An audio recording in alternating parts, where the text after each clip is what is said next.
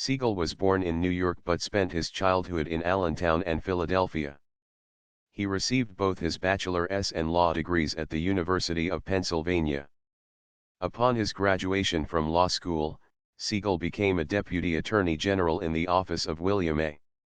When Schneider lost a race for governor and established his own firm in 1935, Segal quickly became a partner, eventually serving as chairman of the firm, now known as Schneider, Harrison, Segal and Lewis. In the 1950s, Segal became the first Jewish lawyer elected chancellor of the Philadelphia Bar Association, the nation's oldest bar association.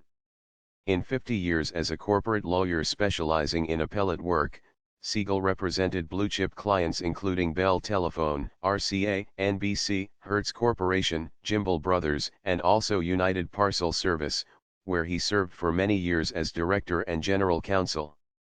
Segal argued nearly 50 cases before the Supreme Court of the United States, but as a lawyer Segal took a broad view of his calling. Segal was known as the nation's foremost advocate of merit selection of judges. In the mid-1950s he persuaded then Attorney General Herbert Brownell and President Dwight D.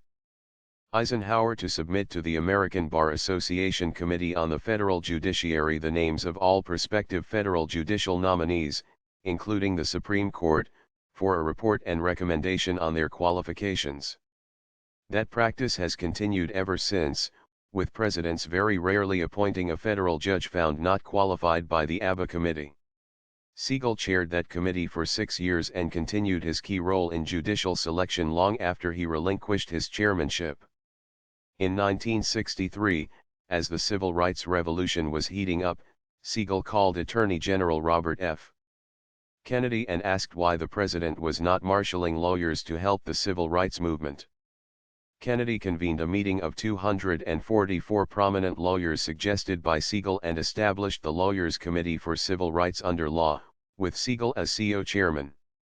The committee sent lawyers to defend civil rights workers in southern states and played a critical role in advancing civil rights, not only in the South, but in many northern cities as well. Segal's wife, Dr. Geraldine Segal, a civil rights scholar in her own right, worked closely with Segal in their civil rights activities. Segal also played a seminal role in furthering legal services for the poor, chairing the Advisory Committee on the National Legal Services Program under President Lyndon B. Johnson and enlisting lawyers throughout the nation to provide legal services to the indigent. He was devoted to the principle that the most despised defendants also deserved a defense. In 1953, he organized the defense of 9 Philadelphians denounced as communists.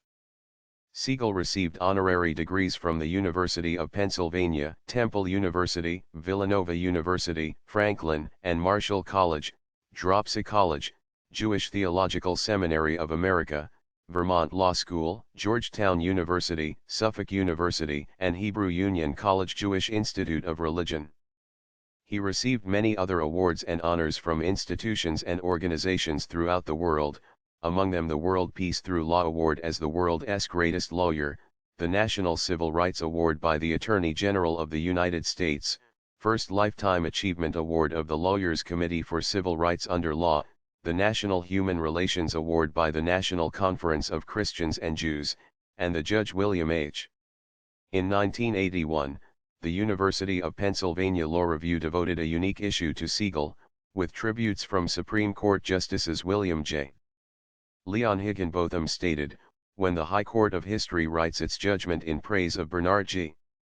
Segal, it will place an even higher value on his indefatigable efforts to expand and improve legal services for the poor, the powerless, and the dispossessed. I will note his mighty role in pushing the organized bar and many individual lawyers to accept the eradication of barriers of racial discrimination and religious bigotry as part of their mission. It will stress his efforts to maintain and improve the independence and excellence of the judiciary." Segal died on June 1, 1997, 10 days before his 90th birthday, from complications of cancer at his home in Philadelphia.